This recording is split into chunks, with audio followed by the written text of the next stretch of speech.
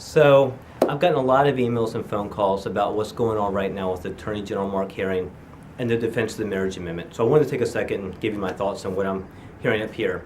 And essentially, this isn't about the marriage amendment. If that's a conversation that we need to have and the citizens of Virginia are reconsidering their position on that marriage amendment, I'm more than happy to have that discussion, and we probably should have that discussion. But this is about something much, much greater. This is about the underlying fabric of our legislative system here in Virginia.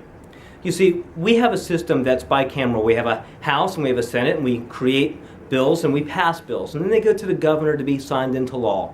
And then those laws are defended by the Attorney General. And that's where things are starting to fall apart now. We have an Attorney General who's decided that he has the ability to cherry pick by his own decision which laws he wants to enforce because of what he believes is right and wrong.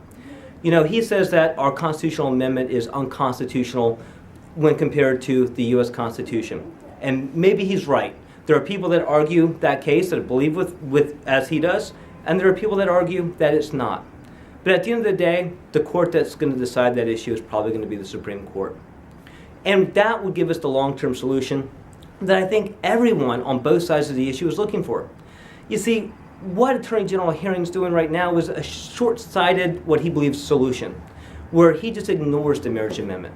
And for 4 years, it'll just be like it didn't exist in his eyes.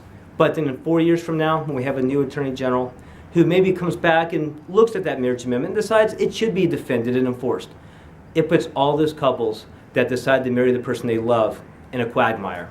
And that's not the right thing to do to them or anyone else in the Commonwealth. We need an Attorney General who, if he says that a certain part of our law or a certain part of our Constitution is unconstitutional, that he sees it gets defended and actually goes to court. And if he's right, gets ruled unconstitutional and stricken down. And that provides a long-term solution for Virginians to move forward.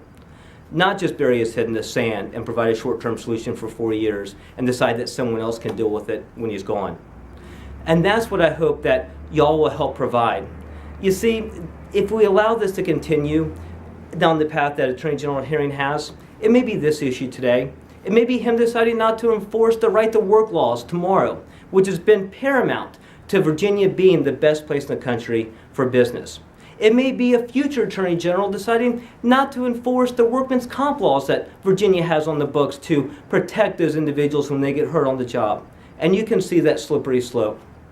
You know, right now we're hearing words like impeachment and recall being thrown around.